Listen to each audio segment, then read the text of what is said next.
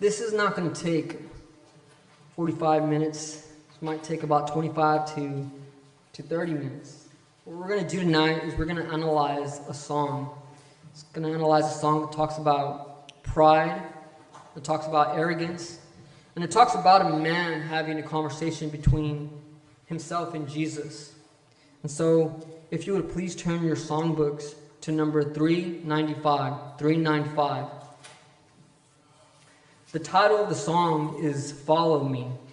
And when we go to Matthew chapter 10, where I'm getting that is at the top of the song, the song is written about taking up your cross and following Jesus. Following Jesus is it can be a hard thing. And especially when we look in our Bibles and we talk about the first century church, it was a hard thing. People were dying. People were going to get killed. And recently I've been having studies with a brother from North Mission. Right before he baptizes someone, he says one thing, and it hit me right in the four eyes. And he says, are you willing to accept persecution if it may come? You see, today we don't get persecuted the way that they used to. And it was putting your life on the line for believing in the Son of God. And when he said that, and I said, why did you say that? And he goes, because we have to come to a realization that we're not going to deny Christ when the hard things come.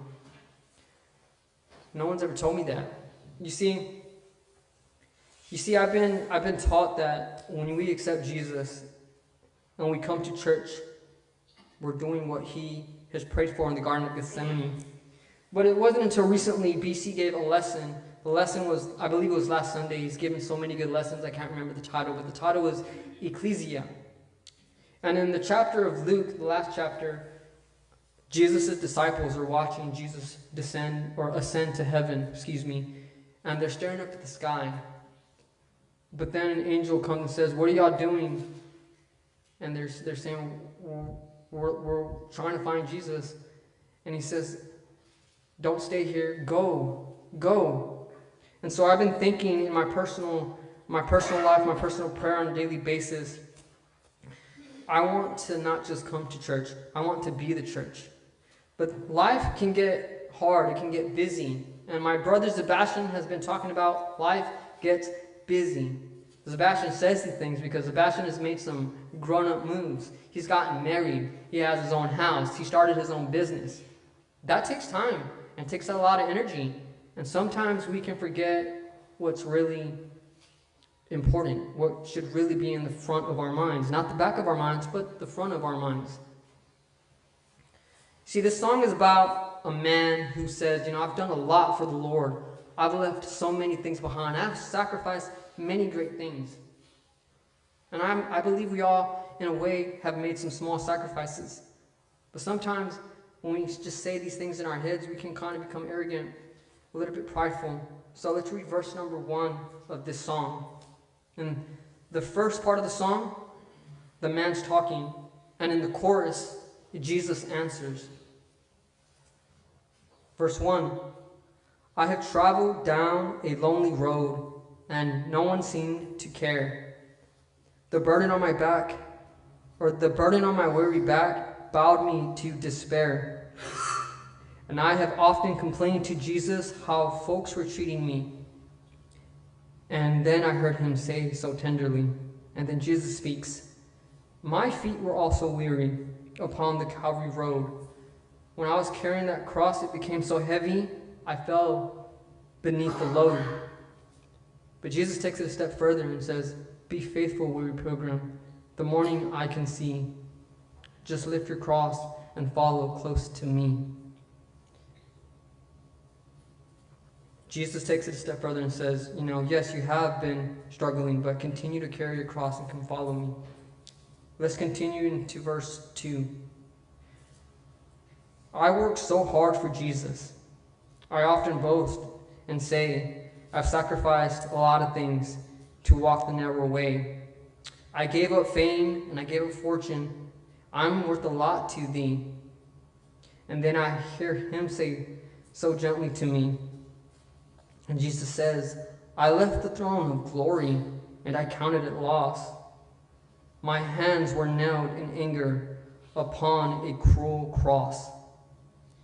but now we'll make the journey with your hand safe in mine.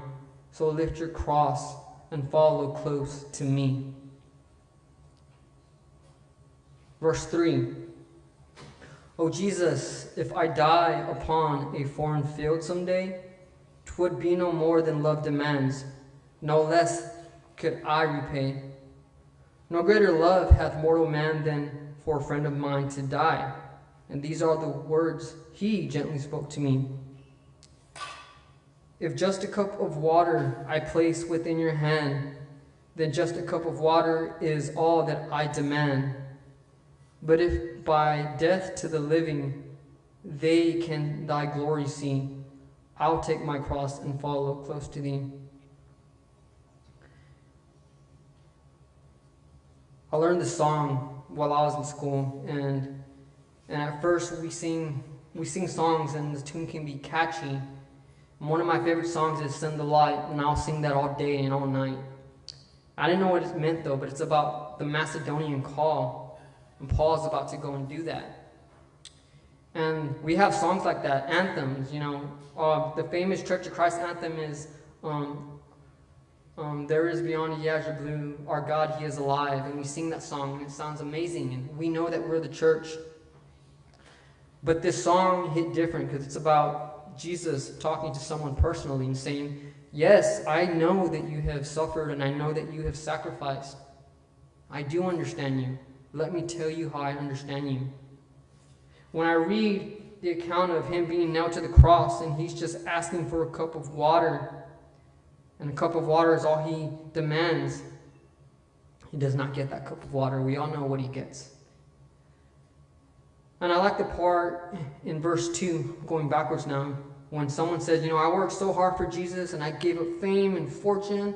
I am worth a lot to Christ. Yes, you are worth a lot to Christ. And Jesus says, I understand you. Let me tell you what I've left for you. See, I left the throne of glory in heaven and I counted it lost. I came down and my nails were nailed to a cruel, cruel cross. But he goes, but now we'll make the journey together. Your hand safe in mine. Just pick up your cross and follow me. I like this song because it reminds me about Jesus' humanity. We talk and we preach Jesus, the Son of God, all his miracles he performed. But what did he go through? How was he feeling? Were we in his shoes? I can't say I've given up a lot. I can't say I've given up a lot. I've had it very easy. I have good parents. I have great friends. I've had a church that's taken care of me. And let me go into detail just personally. Mom and Dad were always there. I have bad asthma, but I never had to care about how I was going to be. Dad took care of everything. I came to church. I didn't have to worry about bullies. I always had friends. In high school, never was bullied. God took care of me like that. I come to church, and I'm trying to figure out my life at a young age. And even though I've been to job, and when I didn't have jobs, Virgil put money in my pocket. Virgil didn't have to do that. BC put money in my pocket. He didn't have to do that. Andy took time to take me to breakfast every week. He didn't have to do that. Chuck and Nyla always brought food to me at Carrie's house. They did not have to do that. So if I tell you I've sacrificed a lot, I have not sacrificed a lot. And if I'm going to be honest, have I taken up my cross and followed? Well, in a sense, yes. But as I see what he did, and I read my Bible and search the scriptures daily, Jesus came not so that I could come here to church and be merry, but he says, follow me. And I'm reminded in the Sermon on the Mount, people come and people say, Jesus, how will we know we're your people? And he says, not everyone will enter the kingdom of heaven, but those who do the will of my Father. What is the will? What is his will? See, Jesus, he came not just to come to the synagogues back then, because back then we did not have, back then they did not have churches of Christ here and there. They just went to the synagogue where the religious leaders gathered. But when we see his ministry and the fishermen that he called and the tax collector that he called and how he blinded Paul Saul and converted him to Paul, he went to the lost. He went to the weak. He went to the ones who didn't have it figured out. But he gave them something to do. And he gave them a great commission that's still going on today. But if I have to be honest, I've been thinking that doing the will of God is just coming up here, create a good lesson, and deliver it. Most of y'all are not lost. Most of y'all are strong Christians. And one thing that we like to hold true, especially here in Weslaco, is we're very strong. Y'all are so strong. When I get on this podium and I preach a lesson and I miss things, everyone here is going to tell me what I missed, and I love it. And it shows how dedicated y'all are. Now, with that in mind, being corrected on the podium is a great thing. Rebuke is worth far more than gold. That's in a proverb, but I have not memorized the exact proverb where that is. And you see, in verses 1, he gets to say, Jesus, I'm lonely, this is hard. And Jesus says, I understand, I've also done some hard things. Verse 2, this is where the pride comes in. He says, I've worked so hard, I gave up a lot. And Jesus says, I understand, let me tell you what I gave up. And in verse 3, Jesus, if I die on the field someday, 'twould be no more than love demands, no less could I repay. And Jesus is like, I understand what you mean, I've died on the cross for everything that you have just said. And then he says, take your cross and follow me. Your hand is safe in mine, so come and follow me. Get your cross. And the last one, I'll take my cross and follow close to thee.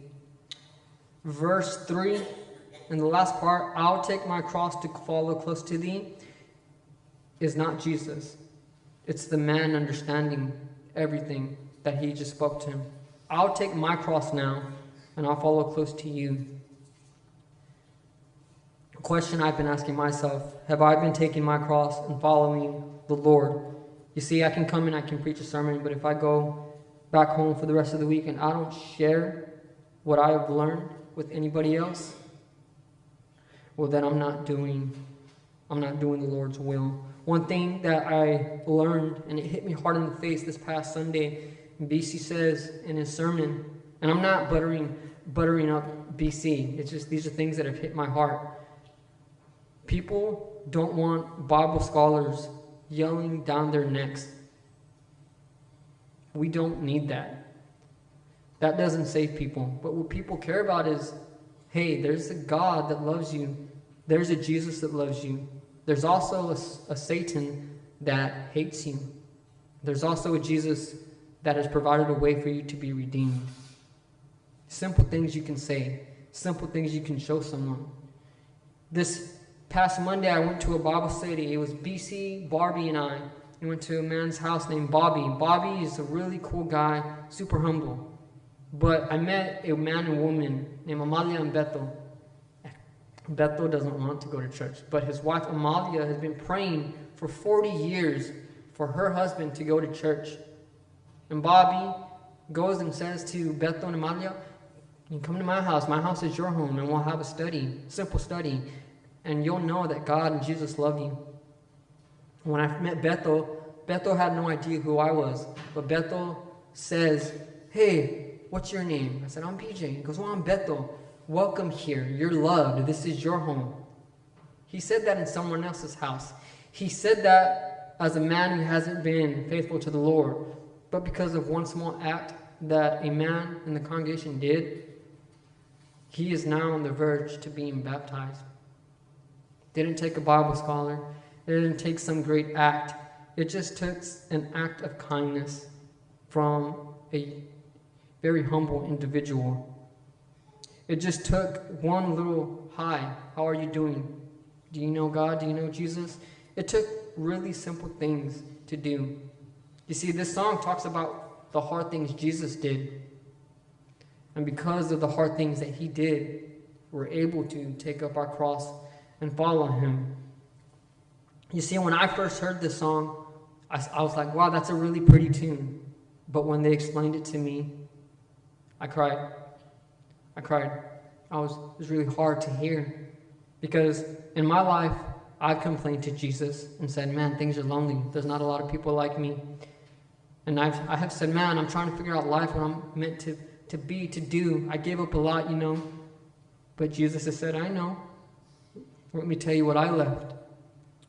I've said, maybe I'm not worth a lot. Maybe you just do whatever. I'm going to die someday. And Jesus said, I know what that feels like. Let me tell you what I've done. See, I saw this song, and it wasn't about an arrogant man. It was about his words changing my heart, because this song, it is made from Matthew chapter 10, 38 and 39, about what it actually means to take up your cross and follow the Lord your God. You see, what I love about Scripture is that for a long time we've been trying to figure out God in the physical aspect, the humanitarian aspect. But when we come and arrive at our New Testament, Jesus talks about people's hearts. He talks about people's minds. And he doesn't just talk about it, he shows you. He goes and he talks about the Good Samaritan. He goes to Jerusalem, talks to the woman of Samaria. He goes and he sits down with Zacchaeus, a tax collector. He goes and he saves people who are not cleansed. I'm talking about the woman who had a flow for years. And all these small acts that he did not once ever pound the Old Testament to them. He did not once act boastful and say, I'm the Son of God, y'all need to listen to me. He never did that. He did it with a humble heart and said, follow me. I get you, I understand, and I have a place prepared for you. As we sing this song, we're going to sing it one time, and then we're going to go ahead and close out with a prayer. Well, no, we're going to sing this song, and then I'm going to sing one more song, and we'll close out with a prayer. But as we sing this song, I want y'all to think about what Jesus went through. I want y'all to think about why he understands your situation. I don't know y'all's situation, but he does. And I don't need to know y'all's situation, but he does. And what it actually means to follow him and what he meant to do while he came to this earth. So 395, follow me. I'm trying to start. Follow me.